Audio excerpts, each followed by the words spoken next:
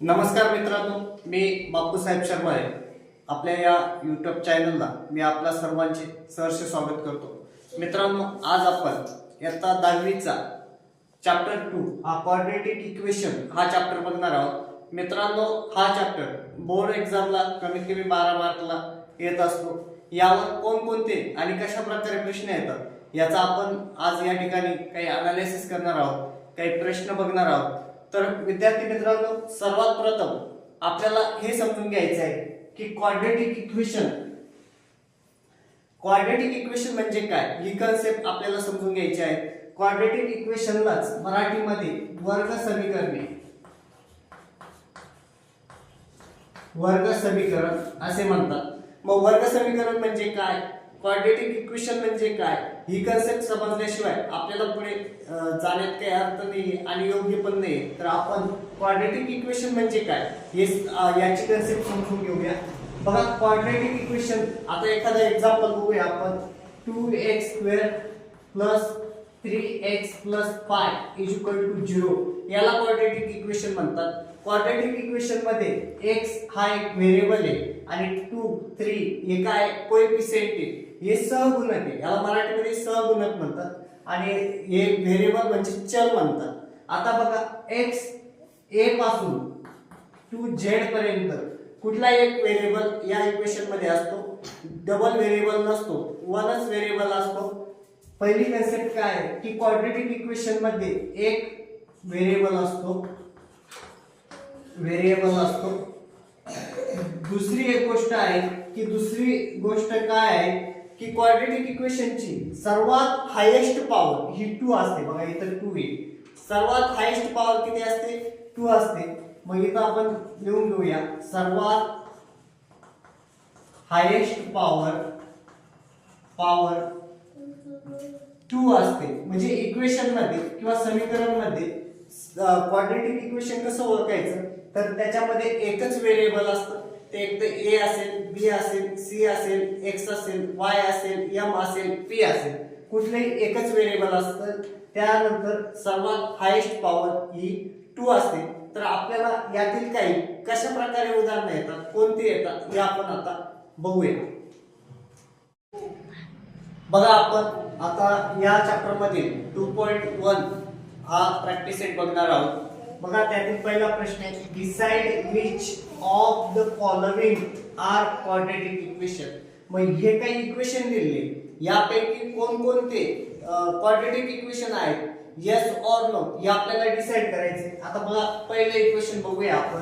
x² + 5x - 2 = 0. आता या equation मध्ये आपल्याला बघायचंय की याच्यामध्ये व्हेरिएबल किती आहे, तर व्हेरिएबल 1 आहे, एक व्हेरिएबल आहे. त्यानंतर हायेस्ट पॉवर किती, या इक्वेशन मध्ये हायेस्ट पॉवर 2 आहे. म्हणजे हे काय आहे, हे क्वाड्रेटिक इक्वेशन आहे. याचा आन्सर आहे यस. त्यानंतर सेकंड एक्झाम्पल बघा, y² = 5y - 10. आता हे आपल्याला क्लिअर करून घ्यायचंय. हे आपल्याला या फॉर्म मध्ये आणायचंय, या सेंटेन्स सारखं आणायचंय. तर आन्सर मध्ये बघूया, y² इकडे 5 प्लस मध्ये, तर इकडे काय होणार -5y, इकडे हा मायनस आहे तर +10 होणार = 0. इथे पण बघा, व्हेरिएबल 1 आहे, हायेस्ट पॉवर 2 आहे. म्हणजे हे पण सेकंड नंबरचं पण काय आहे, हे क्वाड्रेटिक इक्वेशन आहे. बघा, थर्ड नंबरचं इक्वेशन आहे y² + 1/y = 2. आता आपल्याला हे क्वाड्रेटिक इक्वेशन आहे किंवा नाही आहे, येस ऑर नो, हे डिसाइड करायचंय.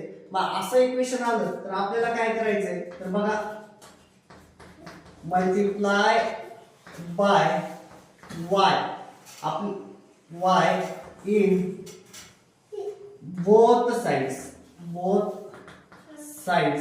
म्हणजे दोघी साइडला आपल्याला काय करायचंय, y ने मल्टिप्लाय करून घ्यायचंय.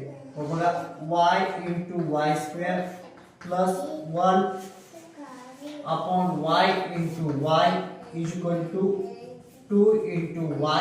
तर इक्वेशन बघा, y काय झाले, y² आणि y मल्टिप्लाय केलं की काय आलं, y³ प्लस हा y कट झाला, इथे 1 = 2y.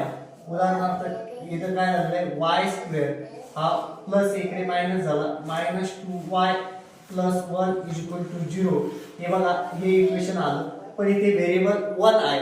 व्हेरिएबल जरी 1 असलं तरी आपली कंडिशन काय आहे की क्वाड्रॅटिक इक्वेशन मध्ये हायेस्ट पॉवर किती पाहिजे 2 पाहिजे, आणि इथं हायेस्ट पॉवर किती आहे 3 आहे. याचाच अर्थ हे इक्वेशन क्वाड्रॅटिक इक्वेशन नाहीये, म्हणजे हे क्वाड्रॅटिक इक्वेशन नो. 4 नंबरचं इक्वेशन आहे बघा, in bracket m + 2 bracket complete, second bracket मध्ये m - pi = 0. आता हे क्वाड्रॅटिक इक्वेशन आहे की नाही आपल्याला डिसाइड करायचंय. मग आता आपल्याला अशा कंडिशन मध्ये काय करावं लागेल, पहिला जो ब्रॅकेट आहे त्याला डिवाइड करावं लागेल, त्याची फोड करावी लागेल. मग आपण पहिले m घेऊया आणि सेकंड ब्रॅकेट घेऊया m - pi. हा +2 इथे घेऊया, नंतर m - pi = 0.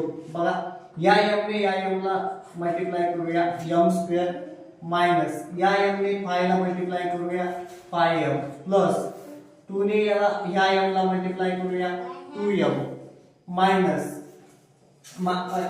ब्रॅकेट मध्ये मायनस असेल, बाहेर प्लस असेल तर प्लस मायनस मायनस होतं, त्यामुळे इथे साइन चेंज होणार आहे. इथे आले 10 = 0. बघा m² m प्लस 2m इथे -3m होईल -10 = 0. बघा इथे पण काय झालं, व्हेरिएबल सेम आहे, एकच व्हेरिएबल आहे आणि हायेस्ट पॉवर किती 2 आहे. याचा अर्थ हे क्वाड्रॅटिक इक्वेशन आहे. बघा आपण आता 4 एक्झाम्पल बघितले. आपण बघा आता आपण 2.2 मधील पहिला क्वेश्चन बघणार आहे, solve the following quadratic equation by factorisation.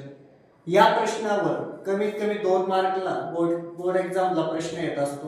तर आता बघा यातील पहिलं इक्वेशन आपण बघणार आहोत, x² - 15x + 54 = 0. आता इक्वेशन कसं सोडायचं, तर हा लास्ट वाला 54 आहे, याची आपल्याला अशी फोड करायची, याला असे डिवाइड करायचे की याचं मल्टिप्लिकेशन 54 आलं पाहिजे कुठल्याही दोन कोएफिशिएंटचं, आणि याची प्लस किंवा मायनस आपल्याला 15 आली पाहिजे. आता बघा 6 9 चा 54 यांची मल्टिप्लिकेशन किती येते 54 येते, आणि यांची ऍडिशन आपल्याला किती आली पाहिजे 15 आली पाहिजे. बघा दोघीकडे आपल्याला काय करावं लागेल, मायनस मायनस घ्यावं लागेल. मग हे इक्वेशन कसं सॉल्व करायचं, x² - 6x - 9x + 54 = 0. x आता बघा या x² चा x इथे घेतला, शिल्लक राहिला x -6, कारण इथला एक x आणि हा एक हे कॉमन आपण काय केलं ब्रॅकेटच्या बाहेर काढला. इथे ठेवूया 9, इथे आला x -6. बघा 9 6 चा 54, मग मायनस प्लस काय होणार मायनस होणार = 0. इथे बघा ब्रॅकेट मध्ये दोन ब्रॅकेट सेम आहे, x - 6 x - 6 हे एका वेळेस घ्यायचं आणि x - 9 हे एक टाइम घ्यायचं. याचाच अर्थ काय, x - 6 = 0 और x - 9 = 0, म्हणजेच x = 0 + 6 और x = 0 + 9. x ची व्हॅल्यू इकडे 6 आणि इकडे दुसरी आलेली आहे x = 9. हे फॅक्टर या ठिकाणी याचे पडलेले आहे या इक्वेशनचे. सेकंड नंबरचं इक्वेशन बघूया आपण, x² + x - 20 याची फॅक्टर काढायचे, याला फॅक्टराइज पद्धतीने सॉल्व करायचे. तर आता हा लास्ट जो आहे याची आपल्याला थोड अशी करायची आहे, याला असे दोन नंबर शोधायचे की त्यांची मल्टिप्लिकेशन किती आली पाहिजे 20 आली पाहिजे, आणि प्लस आणि मायनस किती आलं पाहिजे, तर प्लस आणि मायनस x आलं पाहिजे. 5 आणि 4 यांचं मल्टिप्लिकेशन 20 येतं, आणि 5 मधून -4 केले की आन्सर 1 येतं. म्हणजे इथं प्लस असल्यामुळे मोठ्या संख्येपुढे आपल्याला फर्स्ट प्लस हा सिम्बॉल द्यावा लागणार आहे, ही साइन द्यावा लागणार आहे. x² + 5x - 4x - 20 = 0. x आता याच्यातला एक x आणि हा x कॉमन काढला, शिल्लक राहिला x प्लस फाय, त्यानंतर -4 इथे ठेवायचा आहे x. आता इथे मायनस मायनस काय होणार आहे, प्लस होणार आहे. याचाच अर्थ पहिला जो ब्रॅकेट आहे तो आपल्याला काय करायचा आहे, प्लस घ्यायचा. त्याच प्रकारे दुसरा ब्रॅकेट सेम घ्यायचा आहे, किंवा मायनस मायनस प्लस होतं तर प्लसचं साइन द्यायचंय. मग बघा x प्लस फाय आणि दुसऱ्या ब्रॅकेट मध्ये काय येणार, x minus 4 is equal to 0. याचाच अर्थ इथे काय झाला, x plus five is equal to 0 और x minus 4 is equal to 0.